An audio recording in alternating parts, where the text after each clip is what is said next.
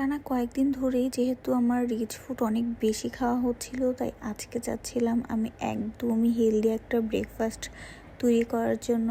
আর তার কারণে আমি ফার্স্টেই এই কাচের জারটা নিয়ে নিয়েছি। এটাতে ফার্স্টেই আমি পানি ফুটাতে দিলাম, অ্যান্ড এটা দিয়ে আমি একটা হট ডিটক্স ওয়াটার বানাবো।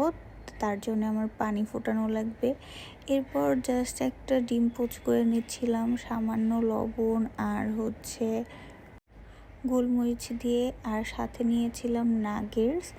এরপর ওই ডিটক্স ওয়াটারের পানি যখন অলমোস্ট ফুটে এসেছে, দেন একটা লেবুর কিছুটা অংশ স্লাইস করে দিলাম আর সবগুলো খাবার নামিয়ে নিলাম। যেহেতু আমি আমার প্রেগনেন্সির মাঝামাঝি টাইমটাতে পার হচ্ছি, অ্যান্ড এই সময় আমার শরীরে অনেক টাইপের হরমোনাল চেঞ্জ আসে, অ্যান্ড এই কারণে আমার অনেক বেশি মুড সুইংও হয়।